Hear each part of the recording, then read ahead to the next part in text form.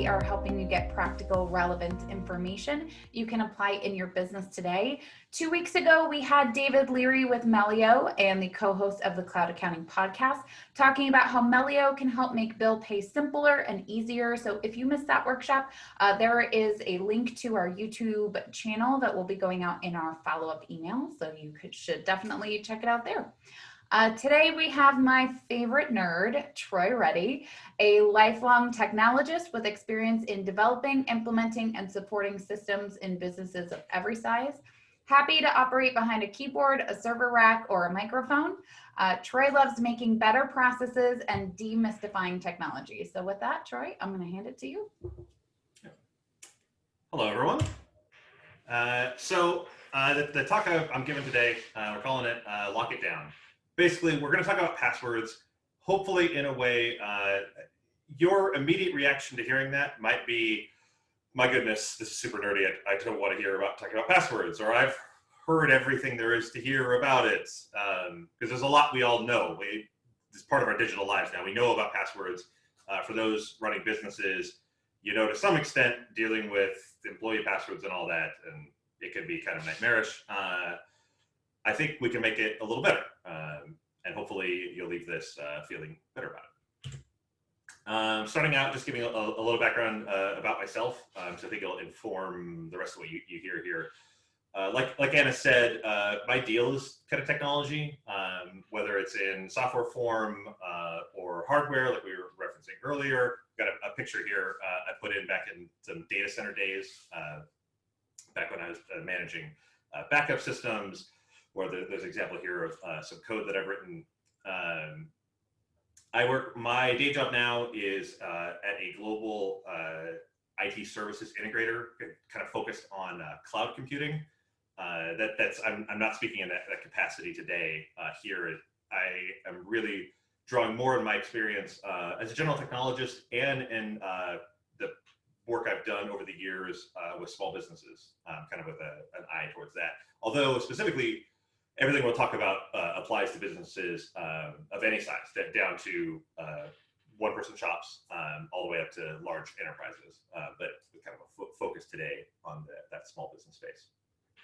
So that's just to give a sense, like my world, the super nerdy, but what I enjoy is taking that super nerdy stuff and translating that into actual practical things that don't bore people and put them to sleep. So with that note, I wanted to start today by describing what today is not going to be.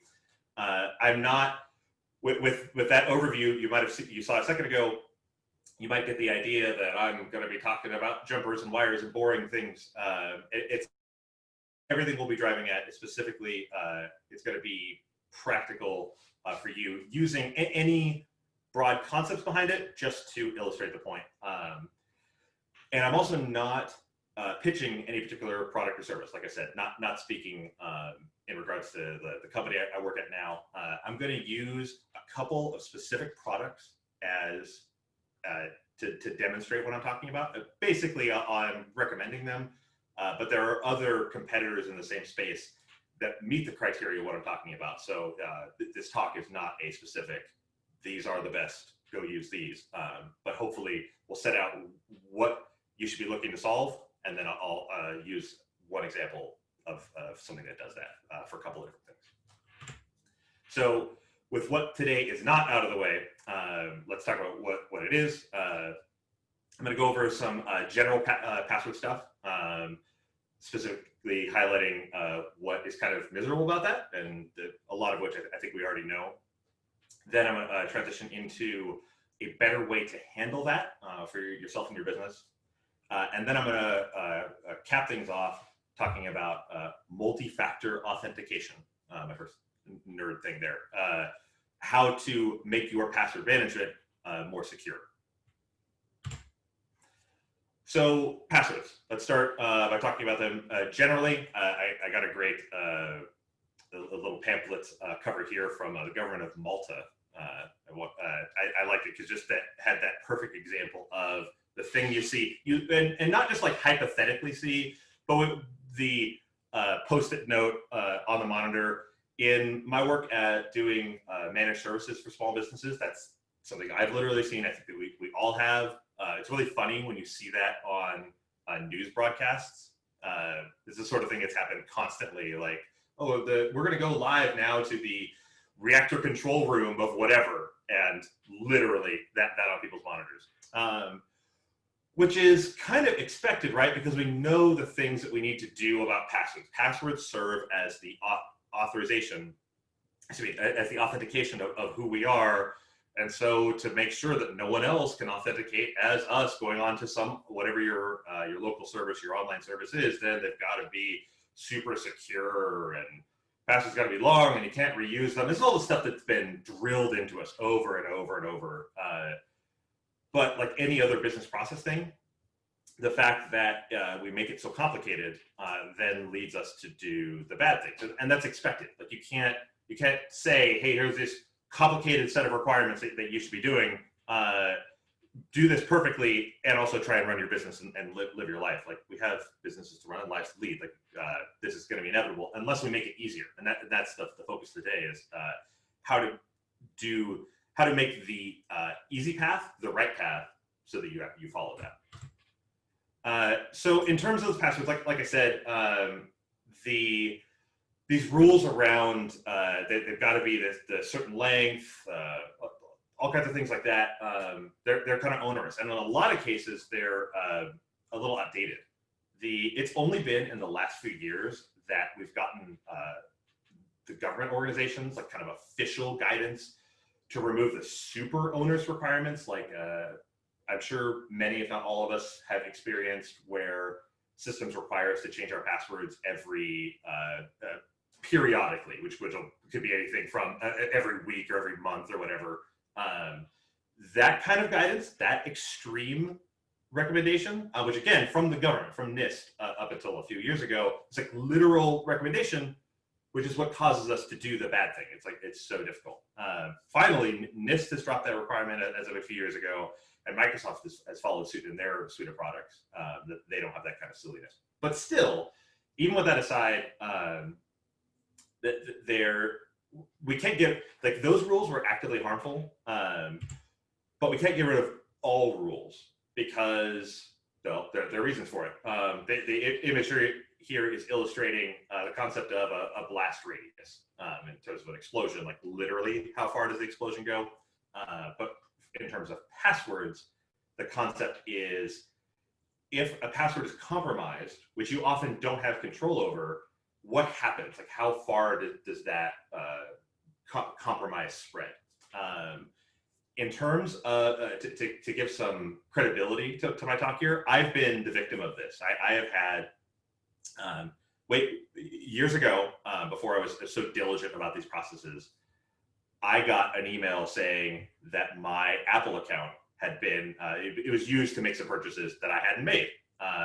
Turns out I had used the same password there as another service. That other online service had been breached, and that they had not been storing my password securely. And so then people were able to search that, what they called password corpuses, such a funny phrase I love. People now they'll automatically search those and try those compromised passwords and use them on other sites. And so I was a victim of that. That was the thing that kind of clued me in, or triggered my life of like, okay, I'm going to do this right. How do we do this right? And so the rule there is we need to restrict passwords to a specific domain. The thing we've probably all heard, don't reuse passwords. But the hard part of that is how do you, if the rule is don't reuse passwords, and all of us have countless services that we need to manage passwords for, how do you manage that sanely? Because otherwise, what do we come back to? Probably a sticky note. Or I suspect it's as common today as the business consulting I used to do, that things like the Excel file on the shared drive, process like that, because you have to have something. You got to do something. So I want to then introduce this idea of a better way to manage them. Plenty of you, this probably won't be news to a lot of you, but the idea of a vault, taking a single password, like the super secret or the master password that you own, and using that to unlock your vault of other passwords. It has the advantage of making it easy to have those separate passwords for every site. It also makes it so that as long as you know that one primary password to unlock your vault of passwords, then you don't care how complicated the other site's passwords are. So if all I need to do is remember my one key password, and then if the password for my Apple account is 24 characters long with a whole bunch of characters and whatnot, that's fine, because I'm not remembering that, and replicate that across all the rest of my online accounts. Now I'm doing the secure thing. I'm going to use the example of LastPass as a service that provides this. I'm going to walk through what it looks like using LastPass, and then I'll talk about some of the, I'll do a brief note on the technical theory behind that and why this vault concept works, because some of you may hear this and immediately go, hey, this seems like it would not follow your advice around the blast radius, and I'll briefly explain why it does work. But just to highlight first how it works. Like I said before, when you go to LastPass, whether it's on their site or they have a browser extension to make autofill, which I'll touch on, that makes it easy, then that idea of unlocking your vault all comes out of that master password.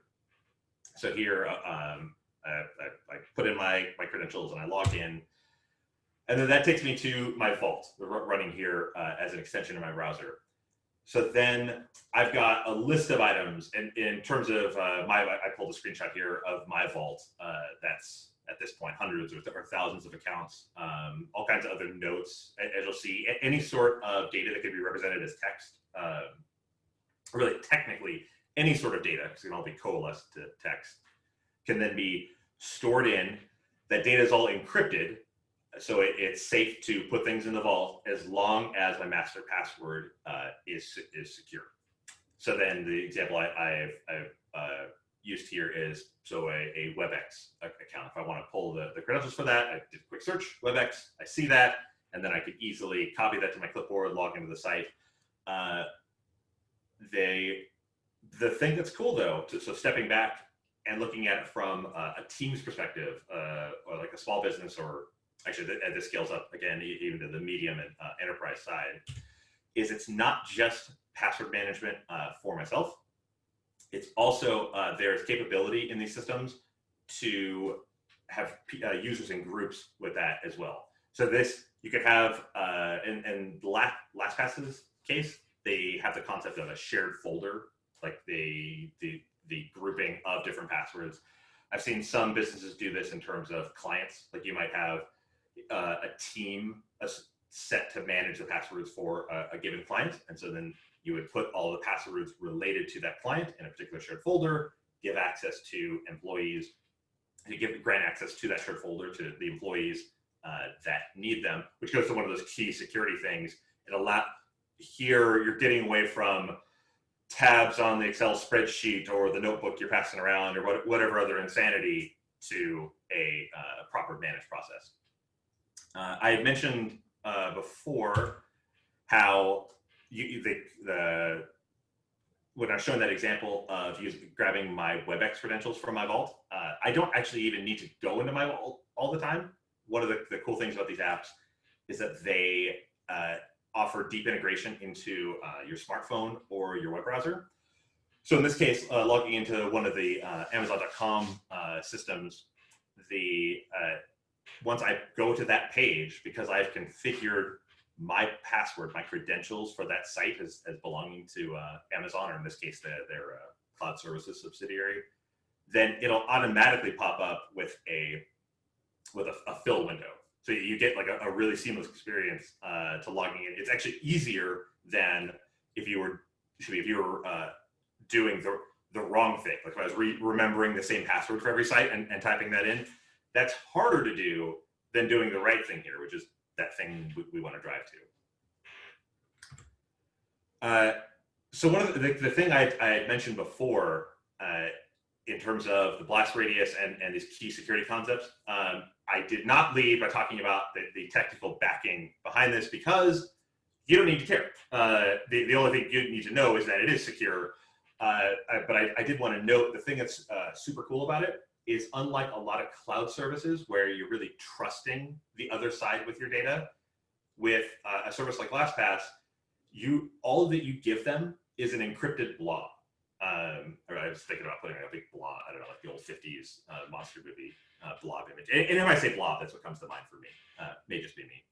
But in that browser example I was showing before, when you're putting in your password to unlock your vault, that's all happening on your computer, or that login window. It's a little different than a lot of other online services that you'll use, where you're putting in, when you're logging in, you're sending your credentials off to them for them to verify. In the case of LastPass, that password never leaves your computer. It's operating in the scope of your web browser or on your smartphone, and it uses that to derive a key that then is sent to LastPass to say, hey, I'm really who I say I am. Give me the whole blob. The updated blob comes back to your computer, and LastPass locally unlocks that and then uses it. So it's especially cool there is there is all the online security breaches that you hear about. Unfortunately, far too often, the Capital One was breached, or the Target data breach, or whatever, where that other company may not have done the due diligence with the data. You don't have to care about that in the same way with LastPass. If someone if they're compromised, or whatever way, a rogue LastPass employee wanted to do something bad with your data, they can't get to the actual data. So there is a really cool and strong technical underpinning of this type of product that makes it to where, again, I led with, I'm not on commission with them, but it'll sound like it because I think it's so technically cool. Like they're not the only ones in the space, but they're a pretty good one. I had forgot if I talk about the number of rounds that it rehashes your password authentication, you'll go right to sleep. So we don't worry about that. But these are the key ones, like I mentioned. The other cool thing, I touched on what happens when you explicitly share the passwords with the users that need them, is then you get it enables an easier business process around the things that we know we should do. You have an employee that's got access to client X's credentials, and that employee leaves. Well, we know we need to change the passwords that employee had access to. But if you don't have a good system of password management, then it makes that process onerous. And as we all know, the more onerous the process is, the more likely we are to not do it. So this is one of those things that it makes it much easier. And so there's a very simple, like, oh, okay, what did Troy? We've decided to fire Troy. What passwords did he have access to? Boom, go change them, update them on LastPass, and now the rest of the team members will, boom, automatically get them. So that's why I'm a big fan of it or technology like that. And specifically, the thing that's cool about LastPass compared to other software you might run locally, if you were just doing your own passwords, you can run software just on your computer that does this pretty effectively. But you want a hosted service like this for your team use, because otherwise it doesn't help share that with other people. And the reality today, like desktop software is very much a pre-mobile kind of thing. Like the world now obviously is very much kind of mobile first, and so you need something to sync between that. So on your iPhone, on your Android, whatever, that it all works together. So that's my boom, the big password note. I want to go one step further and talk about additional authentication.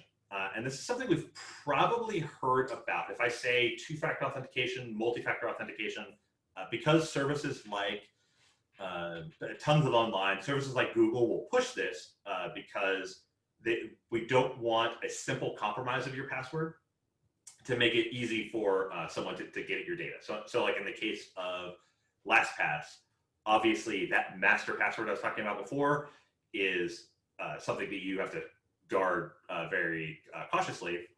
What additional bit of security that you can put around it is something called, like I said, a second factor of authentication. You see that sometimes as 2FA or multi-factor authentication, additional authentication factors in addition to your password.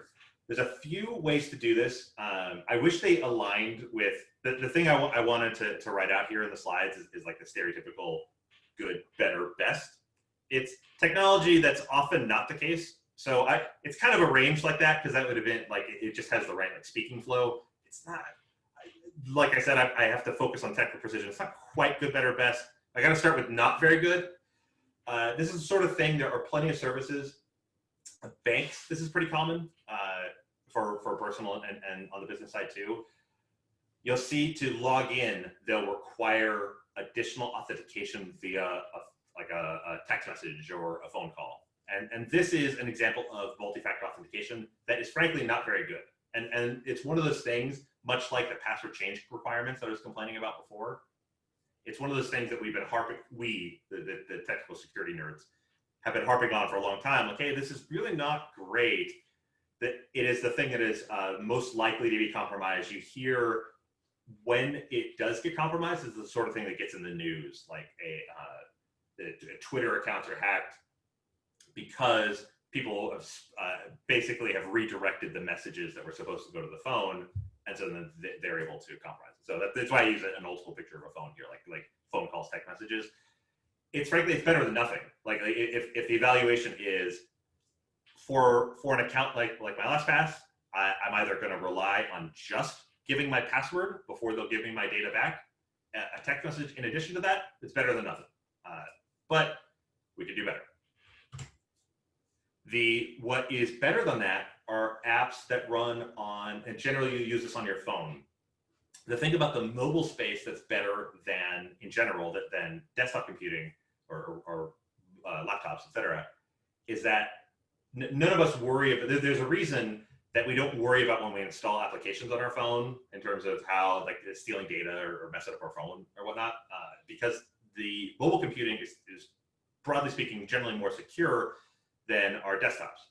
So we can leverage that and put our additional secrets on our phone. And the app, I'm showing a screenshot here of an app called Google Authenticator. And that doesn't just, it's Google provides that app. It's that runs on iPhones and Android phones. The technology in play is not specific to Google at all. It's just another shared secret mechanism. So it's a sort of thing. There are plenty of sites where you sign up and they'll say, hey, here's a QR code we'll display on the screen. That QR code represents a secret, like a long series of numbers. When you take your phone and you scan that, then your phone has that same secret that the service provider offered you. And you then can generate a code. You can derive a code out of it. So pretend this is my phone. At a given time, it can derive, okay, based on the fact that it's 2 p.m. and the shared secret is X, the long series of numbers, then I can derive this 6-digit code. When I go to the website, they prompt for the code. I type that in. They can reverse that and say, oh, he had that second password on here. The phone is pretty hard to compromise. They're generally very secure. And so like in the case of LastPass, that then will give them that encrypted blob like I talked about before. And that applies to all kinds of different services. If they offer something like this, it's great. I highly recommend it. So again, this is our good. I struggle. I don't want to call it best because that's a little too derogatory to the phone thing like I was talking about before. But I am a huge proponent, and this is something that we use at the company that I work for now, and some in the past. These hardware security keys. This is my picture of mine here on the left. Conceptually, it works very similar. The idea of taking that shared secret and embedding it on the device. And what's cool about these is it's that security layer, the security elements, as I was talking about with the phone. It's even more so as it applies to these. It's essentially impossible to get that secret back out once you have put it on the device. It's a sort of thing that as it was becoming more popular, we knew it was very good. It's been available for years and years and years. And I think that best endorsement of it came a few years ago when Google, they rolled out security keys like this to all of their staff. And they had reported that, and this is news from a couple years ago now, they stopped all phishing once it was rolled out to their employees.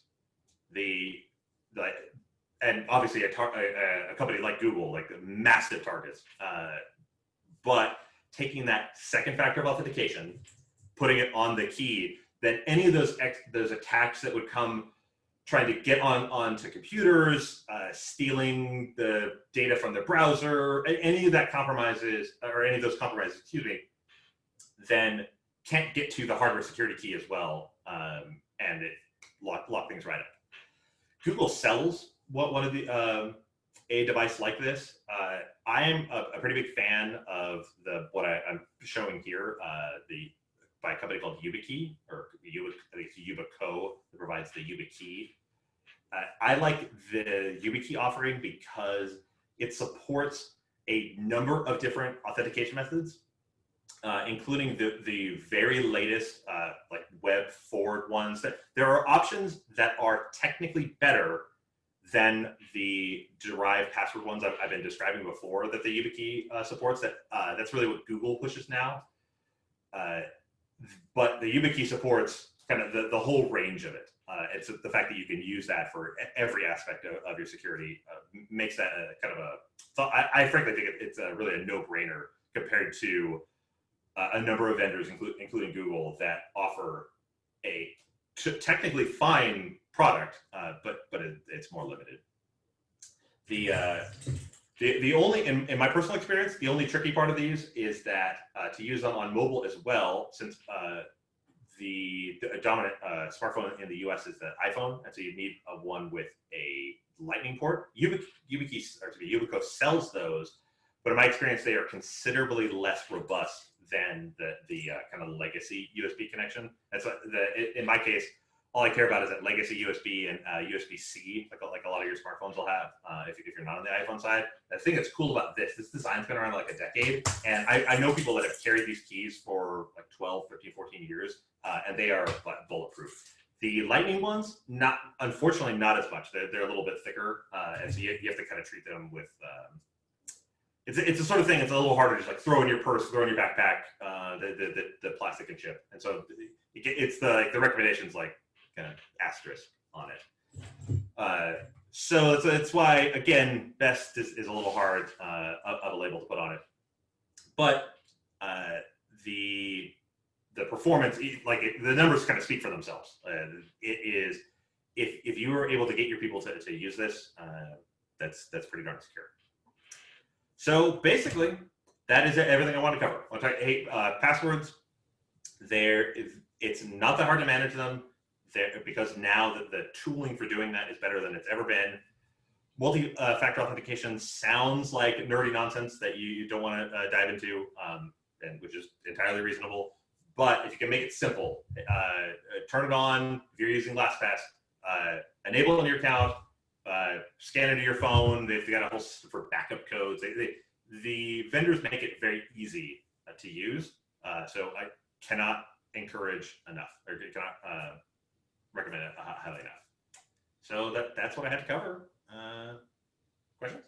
Awesome. Thank you, Mr. Reddy. So we're all still awake as far as I can tell. So you nailed it. Close one. We did get one question in the chat that if someone isn't ready for a system like LastPass, is there a password format that you recommend?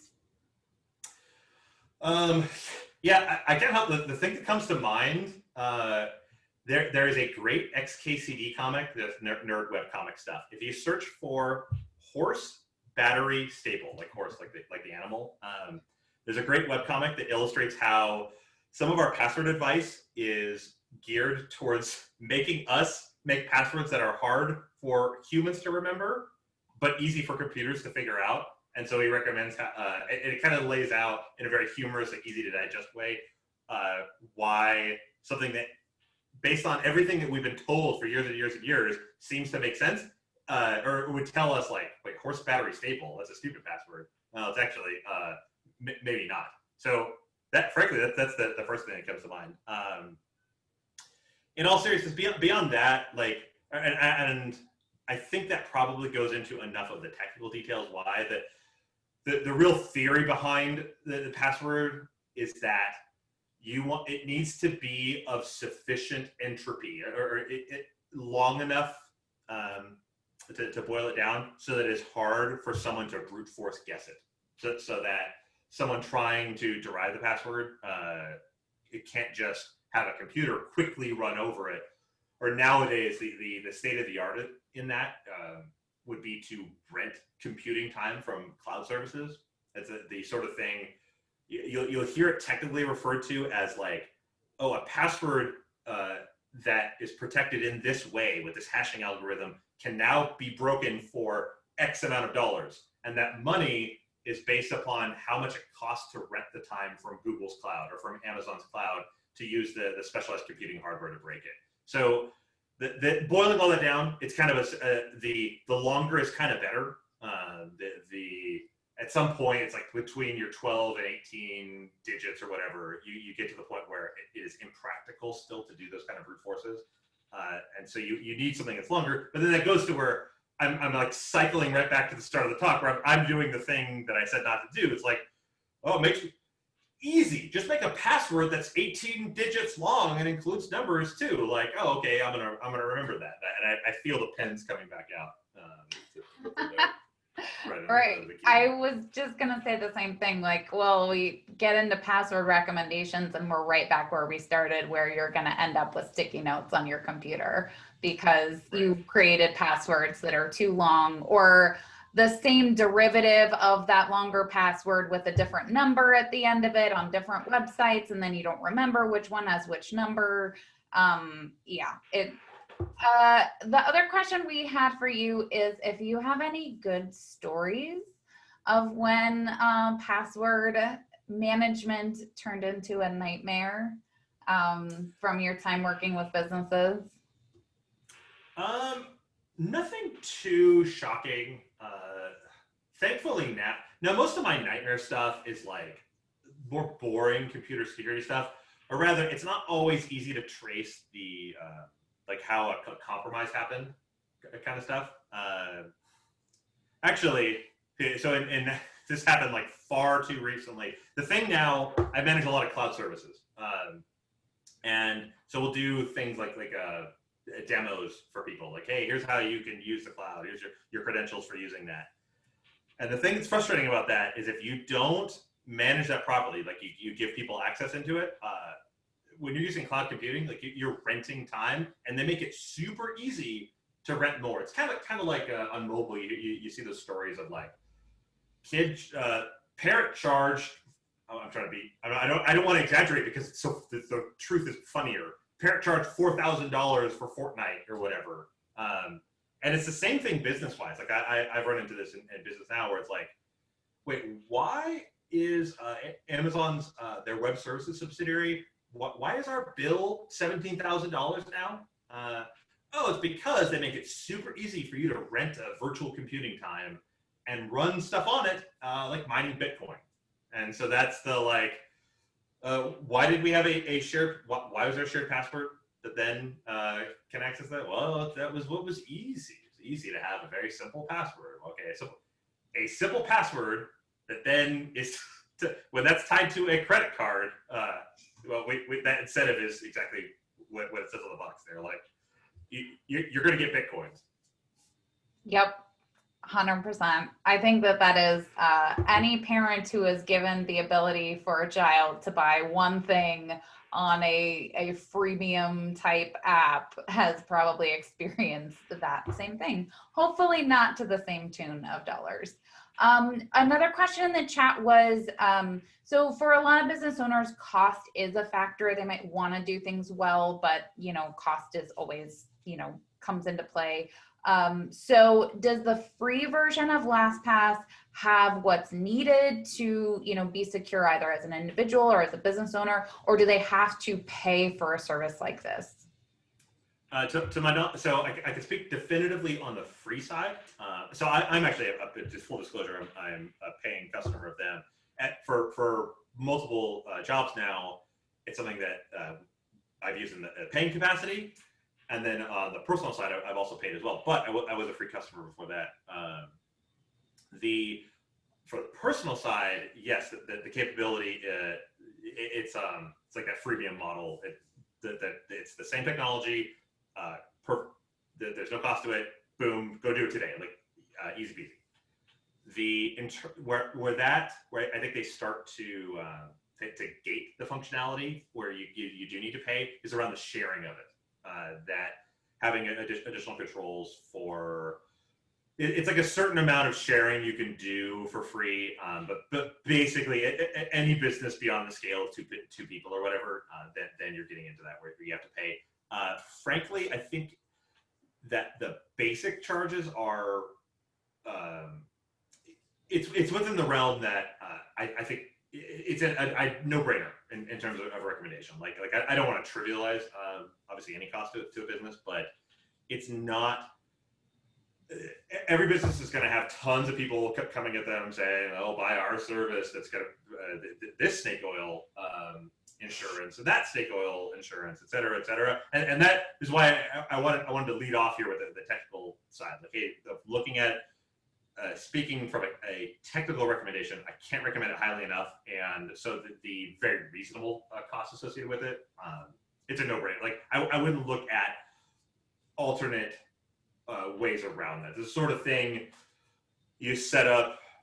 Anything else you try to kind of build as opposed to buying a solution is going to be such a time sink that probably is not as effective, and it's going to go right down that road of because it is harder to do, you're going to do something dumb. Like just don't. 100%. So I can say that we use LastPass at a crew. Someone recommended it to us years and years ago. And some alpha nerd definitely made sure that we were secure with passwords because we have access to clients' passwords for their banks, their credit cards, their payroll, for all kinds of information that we absolutely have to keep securely. In the early days of a crew, we used the free version or like the personal version that was something like $4 a year.